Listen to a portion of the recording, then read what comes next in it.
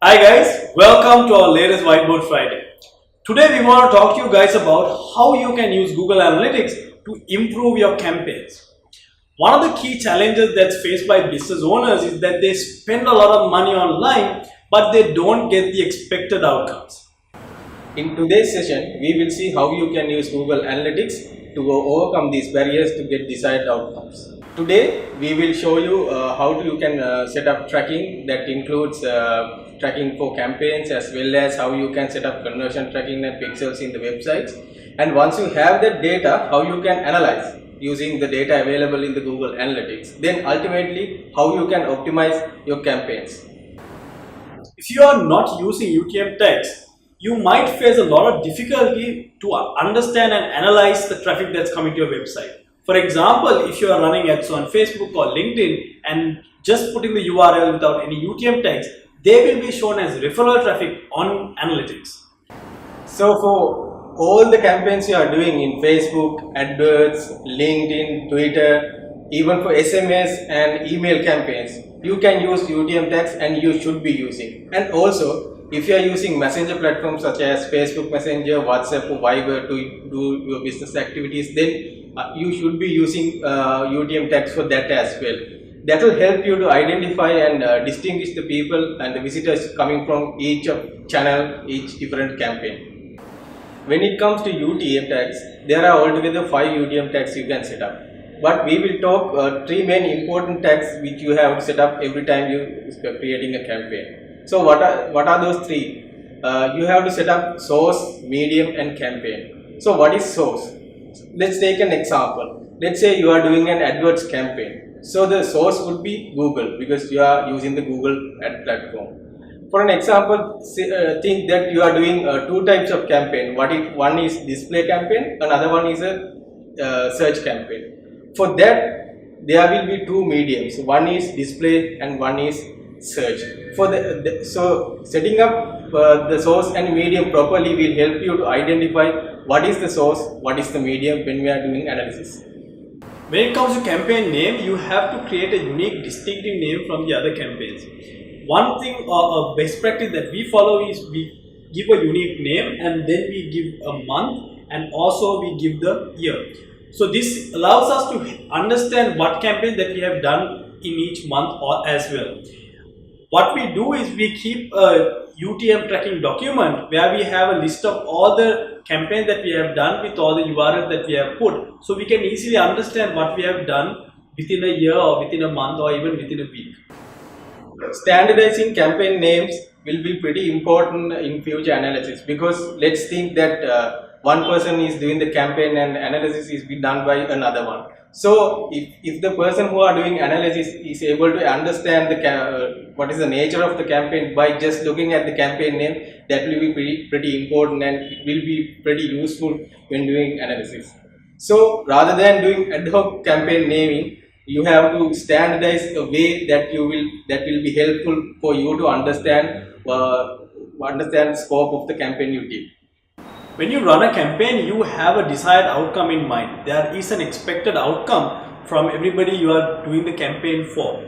You need to make sure that you are measuring that desired outcome on your website as well.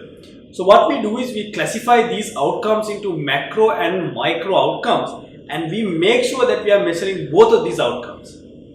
So let's take an example for an e-commerce site. So what are the macro and micro outcomes? For an e-commerce site, the macro outcome, which is the main outcome we expect, is the ultimate transaction. So what are the micro outcomes? Let's think you have your site has a wish list. So if a user is adding a product to a wish list, that means a micro outcome. Let's think user is using your site search, that means he shows intent. That's a micro outcome. So there are a lot of micro outcomes you can define based on your site. So it is important to set up all these macro and micro outcomes in Google Analytics, so that once the campaign is done, you can do the proper analysis for that particular campaign or campaigns.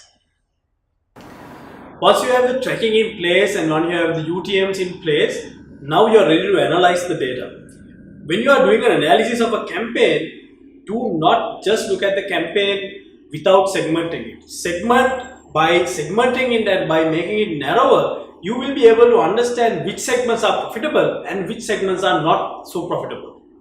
So in Google Analytics, there are a lot of dimensions available where you can segment the visitors and in various ways. For an example, let's say you can segment them by device type or time of arrival to the site and the time of and the user type returning or new. Likewise, there are so many dimensions available where you can in combination you can drill down the particular set of users to a different segments. Then you can see whether you can find a profitable segment within a campaign. So if you find a profitable segment from a segment where you see a higher return on investment compared to the other segments, you can allocate more budget towards that. And also at the same time, if you find a particular segment of segments not giving a return on investments as you expected, you can cut down the budget as well in your campaign to optimize further.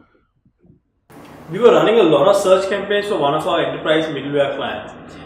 Due to the high volume of search keywords and the volume of search campaigns that we had, it was very difficult to understand how we should allocate budget or what keywords should have higher budget. We took a list of search terms that users use in search to come to the site. Then what we did was based on the intent of the keyword, we segment that list of users into 3 segments as high, low and medium. For high means that they are highly conversion ready audience. So what we ultimately did was we allocate more budget in the high user segment, and also we did some remarketing campaigns for that particular user segment as well. Once you have analyzed your data, you probably have a lot of insights that will help you optimize your campaigns. You need to think beyond just optimizing your campaigns and see how you can gain more profits for your entire business. So once you have identified a segment, you need to look at what other things that you can do to get more profits or get more revenue from that segment. So think that for an e-commerce client, so you did a certain campaign and you analyze the data collected from that campaign. So you identify the women who are in the age 25 to 35 show more return on investment compared to the other segment. So what you can do? So when you are doing future campaigns or even the campaign, if you continue that particular campaign, you can allocate more budget toward that particular segment of users. And also you can do experimental campaign in future for targeting that specific segment you identify through your analysis. So that's the way you can optimize the campaign. And also you can use remarketing campaign to reduce the sales cycle for that particular segment, because you know that they bring high return on investment. So you can put more budget in remarketing campaign for that specific segment. So such as you can see, you can use these methods to optimize the campaigns based on the analysis you did. For one of our e-commerce clients, we did an analysis for their email campaigns. So what we did was we see in what time of the day the visitors comes through that particular email campaigns. So once we identify the time where people visit the site mostly using that email campaigns, then what we did was in future email campaigns, we specifically target that particular time frame when we are sending the email, so that it shows us a significant improvement in click-through rates through that particular emails. We did an analysis for our tech support customer after a few campaigns, and what we realized was certain geolocations were responding to the campaigns more than the other geolocations. So we allocated higher budget to those geos, and we saw a significant improvement on the conversions. So how you can get started?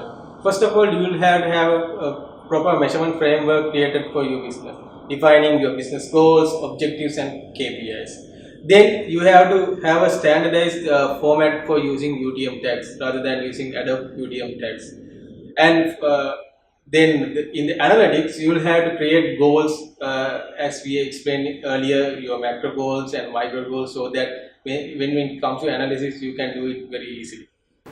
As Duminder explained, it's very important to have all of the tracking in place and to make sure that you are measuring the right things.